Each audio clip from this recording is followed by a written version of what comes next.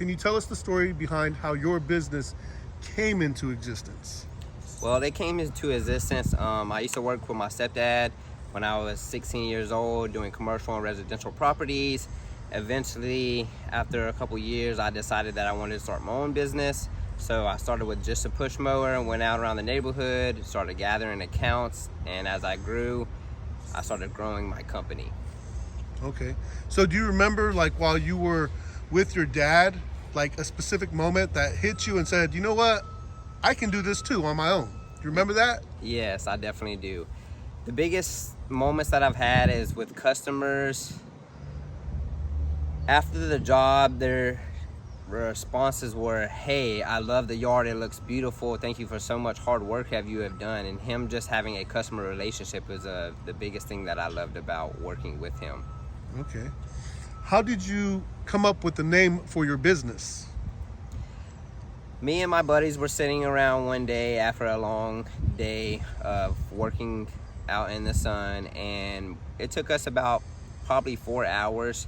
Thought about some catchy names, and we wanted something that was quality and showed that we care. We thought about lawns, and he said, what about your lawn? I said, okay, well, let's go a little bit more into detail. Why don't we add something that's catchy on the back end of it? And kind of got into a couple other things, like Home Depot had their slogan, so we put your lawn is our care, and eventually it stuck. It was something that stood out. Okay, all right. What are some challenges that you faced when you first opened up your business? The biggest challenge for me, I didn't start out with a loan, a big truck, big trailer. I think the biggest challenge was getting out there with no money, a little bit of equipment. I just had a push mower. So I think that was the biggest challenge, not having the contail and having to start, not even with transportation, just the push mower, and having to put everything I had back into the business, into the equipment. So I didn't make money for years until I had enough equipment to sustain a good amount of contail and where I could pay myself. That was one of the biggest challenges out there. Did you have any challenges in the documentation of like licensing or any of that? Because were you familiar with that, or did somebody teach you, or did you had to learn it on your own? At first, I was not licensed or insured for a couple years, and unfortunately, I met my best friend, which is my mentor, probably about 3 years ago. He knows how to. I had a license that was easy. All you have to do is go to the tax collector's place and ask them for a business license. I think it's $35 to register, and they'll help you fill out the paperwork, which is pretty easy. And after that, the liability insurance, the workers' comp, that is a whole nother story. And filling out either an LCC or S Corp, he helped me through that process. But there's a lot of tons of information on YouTube and coaches and mentors that help you get started if you need to figure out how to do a S Corp or a LLC.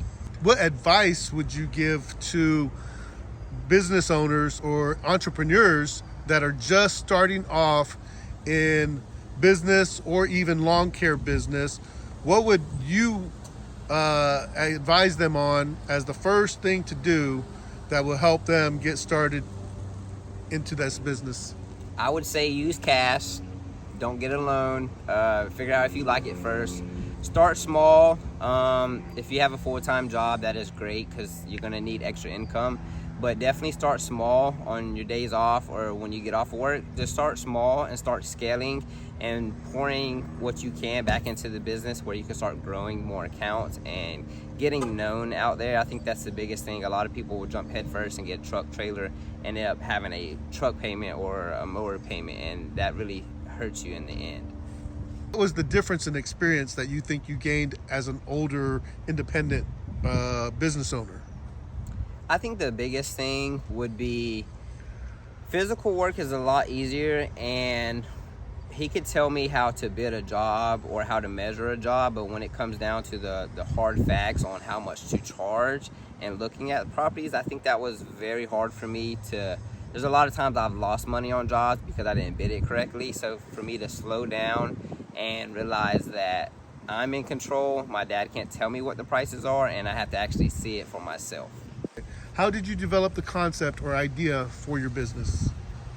There really wasn't a concept. The idea was that I could own my own time. I realized at a very young age, companies will pay you $500 to $600 a week or less, and a couple of jobs that I had throughout the months, I made that in one day. So that was the biggest determining factor, that I had to work 40 hours or I could do it in 5 hours and get paid the same. And I just wanted to be self-employed. I didn't really want to have a boss to look over me.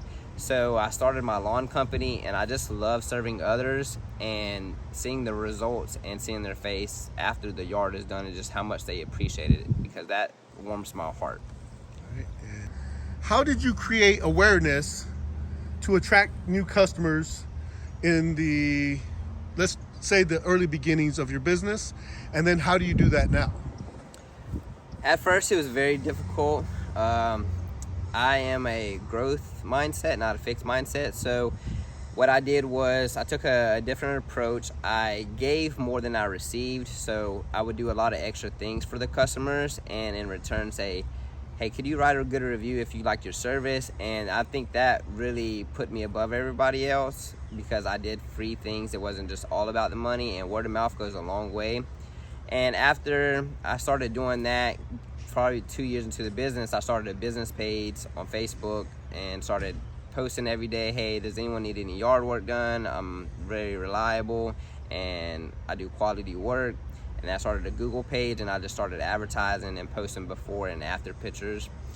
Now, 6 years down the road, I don't do a lot of advertisement. My work stands for itself. I get calls. I still have the Google page, and it's doing very well. Could be better, but I don't do a lot of advertisement anymore. Just people look up your lawn or care or lawn cares in Bartow, Florida, and I'm one of the first ones that pop up because how good my reviews are. Has there been any unexpected obstacles or setbacks that you've encountered during this journey? And how did you address them? Awesome. Yes, there were a lot of them. First starting out, sometimes the equipment broke and I didn't have the equipment to finish the job, so I would just communicate with my customers, hey, I just started the business. I would love to come back when I've had the right equipment or get it fixed. And I think that was the biggest thing when I first started. And then as I got further into the business, there were a lot of challenges, like not having enough accounts during the winter time, because a lot of people want to save money or they're moving. So I had to go get a part-time job during sometimes the moments to build up enough income to pay my bills and also work on the side until I had eventually enough money to start full-time in my company.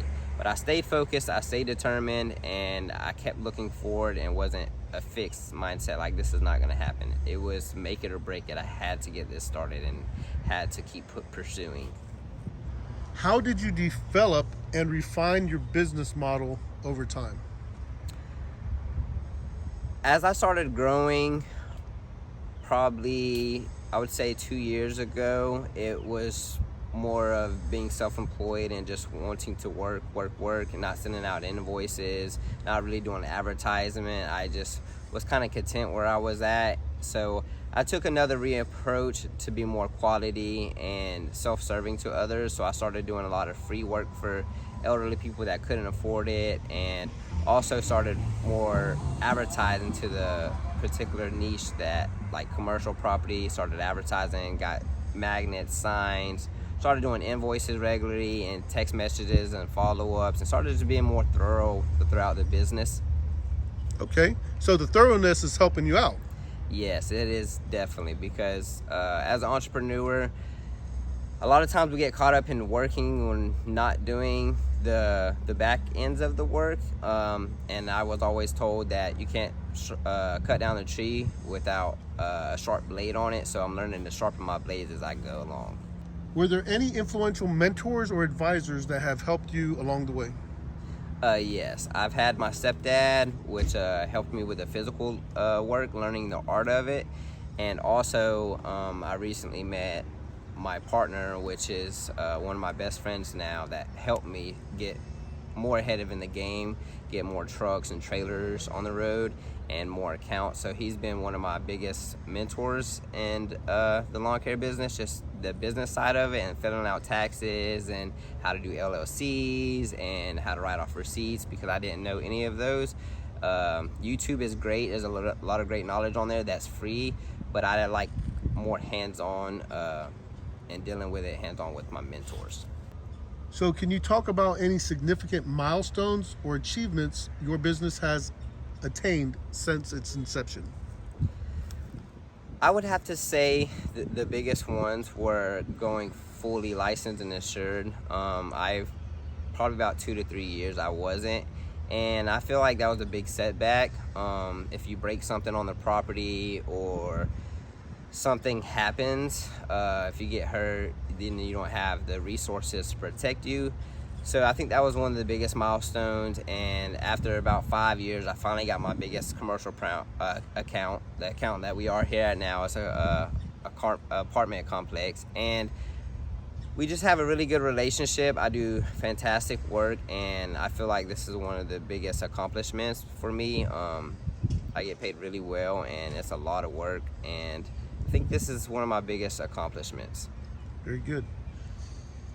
Where do you see your business, yourself, as an independent, and your family in, let's say, the next year? 1 year's time, where would you like to see yourself as an individual, your family, and your business? I believe family comes first.